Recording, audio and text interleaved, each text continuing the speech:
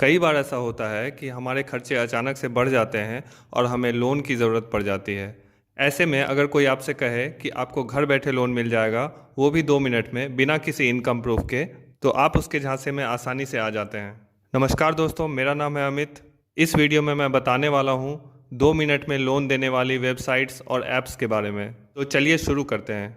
अगर आप इंटरनेट पर जाके सर्च करें तो आपको सैकड़ों ऐसी ऐप्स और वेबसाइट्स के नाम मिल जाएंगे जो 2 मिनट में लोन देने का दावा करती है, वो भी बिना किसी इनकम प्रूफ के, सिर्फ आधार कार्ड और पैन कार्ड के ऊपर। लेकिन क्या आपने कभी सोचा है कि ऐसे ऐप्स से लोन लेकर आगे जाके आप कितनी बड़ी परेशानी में पड़ सकते हैं? सबसे पहले तो ये जानना ज़रूरी है कि ये ऐप्स आखिर काम कैसे करती है। जब भी आप किसी ऐसे ऐप को डाउनलोड करेंगे तो वो आपसे परमिशंस मांगेंगे, जिससे कि वो आपके फ़ोन के कॉन्टैक्ट्स और फ़ोन में मौजूद तमाम डेटा को एक्सेस कर सके। इसके बाद आपको लॉगिन करने के लिए कहा जाएगा। ऐप में लॉगिन करने के लिए आपसे 2 डॉक्यूमेंट्स मांगे जाएंगे, जिसमें से कि एक पैन कार्ड और दूसरा आधार कार्ड होगा। आधार कार्ड का नंबर डालने के बाद आधार कार्ड से जुड़े मोबाइल नंबर पर एक OTP आएगा, जिससे कि ये वेरीफाई होगा कि आपने अपना आधार कार्ड अपनी मर्जी से इस वेबसाइट पर डाला है। अब जैसे ही आपका आधार कार्ड OTP से वेरीफाई हो जाता है, आपके आधार कार्ड से सारे डेटा का एक्सेस उस ऐप को मिल जाएगा, जैसे कि आपका एड्रेस, आपके बायोमेट्रिक डिटेल्स, हर एक चीज़। आमतौर पर इन ऐप्स के द्वारा जो लोन दिया जाता है वो 3,000 से लेकर 15,000 तक का होता है, और आमतौर पर 7 दिनों से लेकर 14 दिनों तक का समय दिया जाता है लोन का पैसा वापस जमा करने का।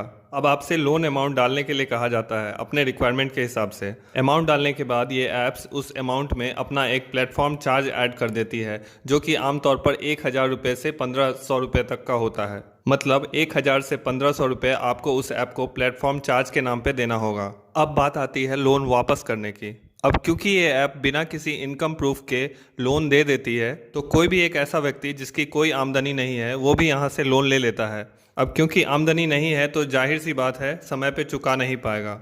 अधिकतर लोग जो इन ऐप से लोन लेते हैं वो समय पर लोन नहीं चुका पाते, जिसके वजह से ये ऐप्स मनमाना फ़ाइन लगाती है, क्योंकि इनको रेगुलेट करने वाला कोई नहीं है।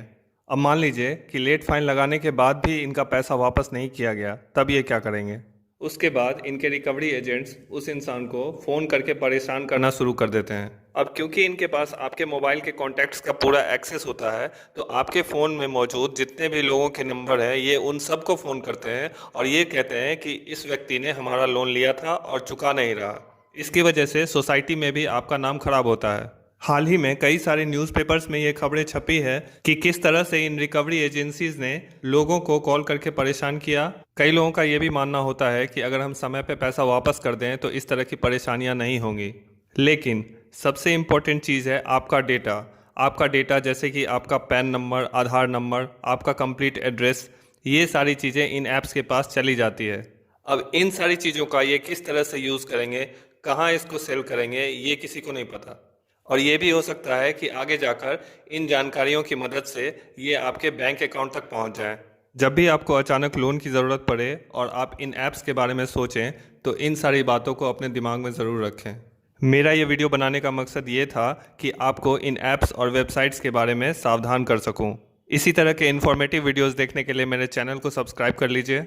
इस वीडियो को लाइक और शेयर कीजिए। धन्यवाद पूरा वीडियो देखने के लिए।